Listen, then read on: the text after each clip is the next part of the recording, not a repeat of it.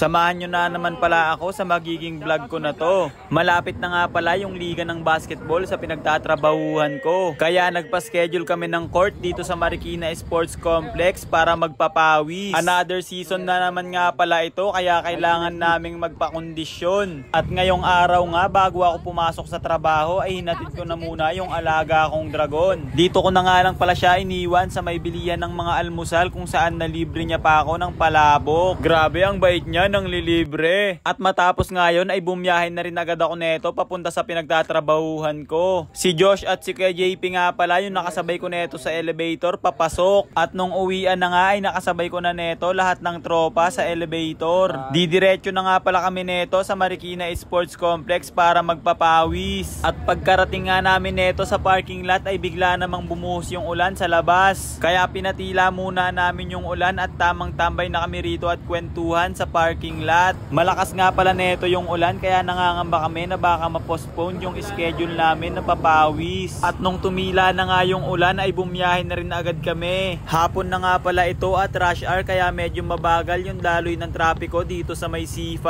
At pagkarating nga namin dito sa Riverbanks ay huminto muna kami dahil may pupuntahan pa kami. At dito nga pala yon sa bilihan ng mga turo-turo sa ilalim ng tulay. Kakain nga pala muna kami para madagdagan kami ng lakas. Kaya ito si Bot Luis tamang painit na ng tofu para masarap yung kain niya. Ito nga pala yung napili kong kainin yan. Sumaglit nga lang pala kami rito dahil malapit na rin yung oras ng schedule namin. Nang makakain na nga ang lahat ay bumiyahin na rin agad kami neto. At dito nga pala sa tapat ng McDonald's kami nakahanap ng pagpaparadahan ng mga motor namin. Bago nga pala kami pumasok ng sports complex ay dumaan muna kami rito sa may court kung saan nakita namin yung liga ng women's volleyball. Hindi ko nga lang pala alam kung anong team tong mga naglalaro. Bago nga pumasok ng sports complex ay nagbayad na muna kami ng 10 pesos per head. At dito na nga rin pala namin nakita yung katrabaho namin na si Boss Ronald. Pagpasok nga namin ng sports complex ay hindi pa ganon karami yung tao. Palubog pa nga lang rin pala yung araw neto kaya napakaganda ng kalangitan. Sa basketball 1 nga pala yung paglalaruan namin. Malayo nga pala yung basketball court sa may entrance kaya kailangan pa naming maglakad at umikot dito sa may racetrack. Na late nga pala kami konti nang dating kaya may mga naglalaro na sa may court. At pagkarating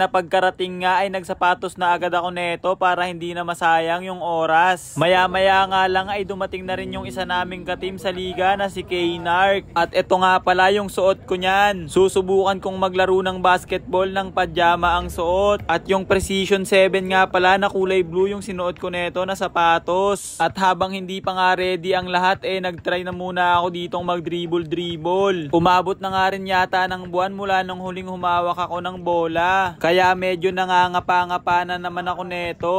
At nag-shooting na nga rin pala ako neto habang hindi pa ready ang lahat. Kaso nga lang puro sablay kahit walang bantay. At makalipas nga ang ilang saglit ay sa wakas magsisimula na rin yung laro. Yo guys, maglalaro na kami.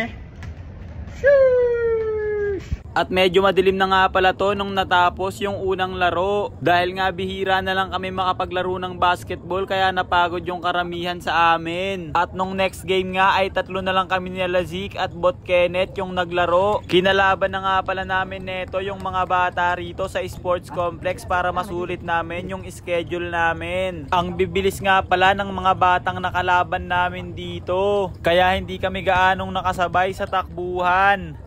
Nice G.